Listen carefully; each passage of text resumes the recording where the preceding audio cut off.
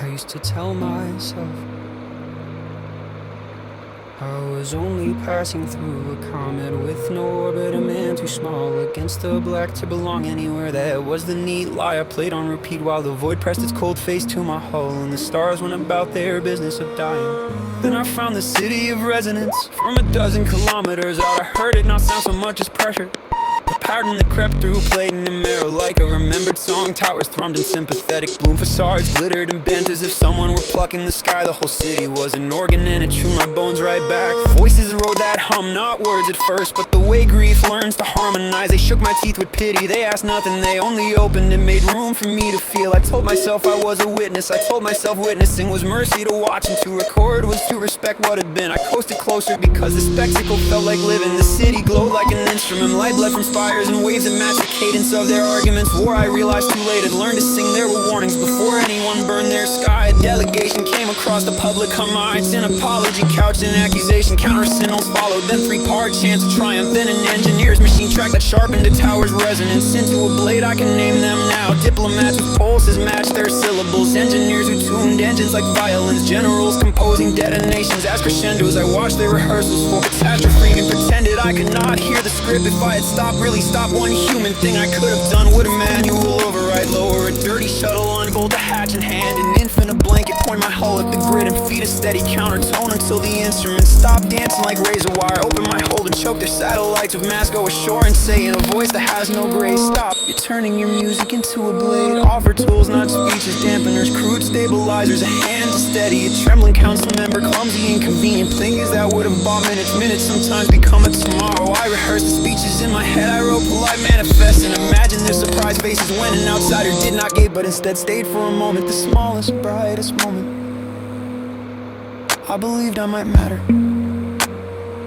but belief is a fragile instrument when the void has been your tutor. Instead of dropping anchor, I watched the drilling of their frequencies deepen. Instead of speaking, I tuned my recorder. Instead of warping my hull to block their transmission, I angled away so the light fell across my plate, and like applause I left. I left because stillness scared me more than being the coward. I left because intervention, I told myself, belonged to those with fleets and flags. My single hull could not alter the physics of a culture's radar. Music felt inevitable, the requiem felt like fury rather than a choice. Lies orbit easily when you need them, they have less drag than truth. So I was there when the city sang itself to death. I watched towers split like brittle reeds, notes snap in the sky, and a shard's glass melted into rivers of light that braided through streets like veins, carrying the last laughter of a people into nothing.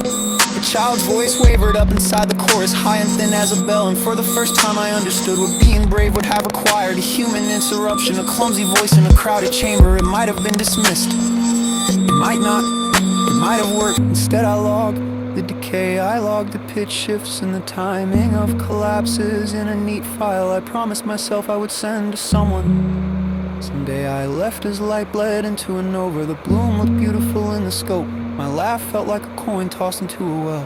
Afterward, silence held me like a question.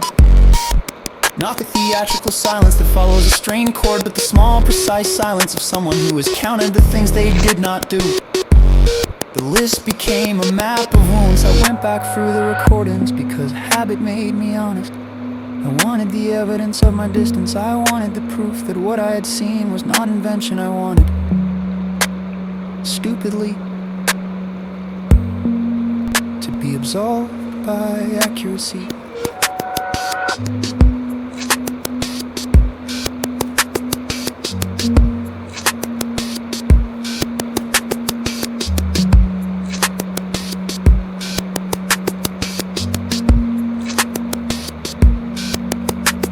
I watched myself on playback.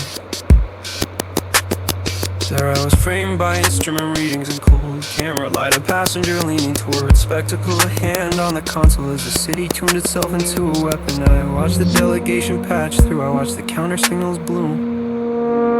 I watched my cursor hover over the comm key and not press. The shuttle bay lights glowed idle and unused. The manual override sat in a list of lines I never triggered. I watched a child's voice laugh in a corridor, the engineer with soot on their thumb, and I kept my throttle engaged.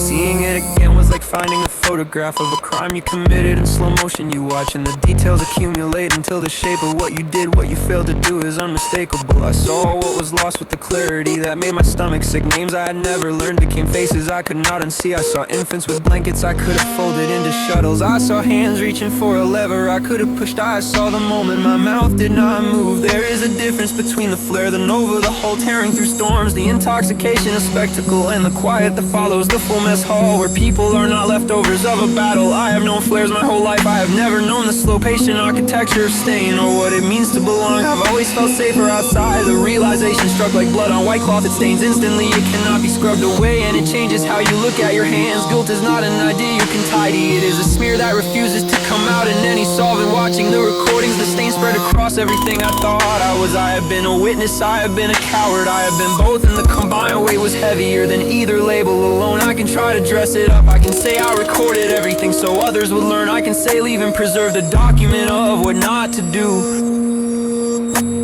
The truth is simpler and uglier. I left because leaving numb the thing that staying would have demanded. I left because the immediate godlike intoxication of the spectacle lent me a kind of meaning I had mistaken for worth. I left because being small felt safer than being necessary. If the deep ever rewound and handed me one stubborn minute, I would use it badly, clumsily, but I would use it. I would cut engines, I would rotate the emitters and feed a steady tone into their grid, not to silence them, but to steady them. I would lower a dirty, inconvenient shuttle and shove tools and a louder pleading voice into it. I would step onto a council floor and be the awkward interruption. I would stay long enough to be a nuisance for something better.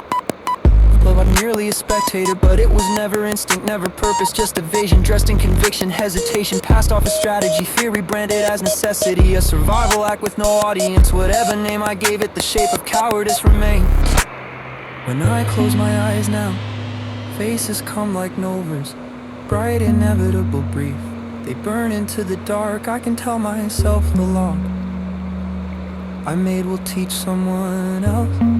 I can tell myself someday I will learn to anchor. I can tell myself anything. The stain remains, I scrub until my hands ache, but the stain does not care. It lives beneath the skin, in the lines of my palms and the brittle half moons of my nails. A private map of all I didn't do. Some marks don't wash off, some absences echo louder than action. Regret does not fade in static, nor does silence redeem itself with time. If this log survives the drift, if someone finds this corridor in the deep, know this: I watched a city compose its own elegy, and I turned my face to the light. I chose R over interruption, I chose motion over meaning. And no matter how far I go, no matter how many stars I pass or systems I avoid, there is nowhere left to run.